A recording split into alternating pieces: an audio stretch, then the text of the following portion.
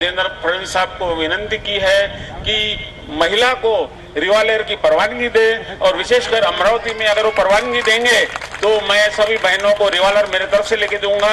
वो आत्मरक्षा के लिए रिवॉल्वर रखे और जो भी उसमें दो चार अच्छे आदमी भी मर गए तो चलेंगे, लेकिन गलत आदमी कोई भी बचना नहीं चाहिए। मैं उनका समर्थन करूंगा। किसी भी कोर्ट कचेरी हुई तो उसका खर्च भी मैं करूंगा। नेबनानींचा दावा आहे की सरकारने महिलांना बंदुकीची परवानगी दिली तर ते स्वतः सर्व महिलांना बंदुका देतील। या घडीला स्वसंरक्षणासाठी महाराष्ट्र पोलिसांकडून सामान्यांना जी बंदूक दिली जाते तिची किंमत कमीत कमी 1.5 लाखाच्या घरात आहे। या 1.5 लाखात 6 गोळ्या मिळतात। त्याहून एक्स्ट्रा गोळी हवी असेल तर प्रत्येक गोळीला 1000 रुपये प्लस जीएसटी द्यावा लागतो। आता अमरावतीची लोकसंख्या अंदाजे 10 लाख असून त्यामध्ये 4 ते 4.5 लाख महिला येतील। त्यापैकी फक्त 2 लाख महिलांना जरी पिस्तूल देण्याचं ठरवलं तर शिंदे गटाच्या नेबनानींना किमान 3000 रुपये कोटींचा खर्च येईल।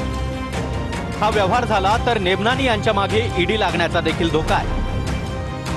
नेबनानींच्या दाव्यानुसार जर महिलांनी चुकून माकून 2-4 चांगले लोक मारलेच तर त्यासाठी येणारा कोर्ट कचेरीचा हिशेब यात गृहीत धरलेला नाही। याशिवाय राज्यामध्ये या घडीला व्यापारी, बडे दुकानदार, माहिती अधिकार कार्यकर्ते, सामाजिक कार्यकर्ते, राजकीय नेते यांनाच प्रामुख्यानं बंदूक परवाना मिळतो।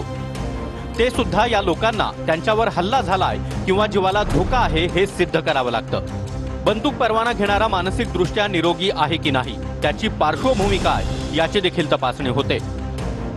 मात्र शिंदे गटाच्या नेबनानींच्या आवाहनानुसार सरकारला कायद्यात बदल करावा लागेल।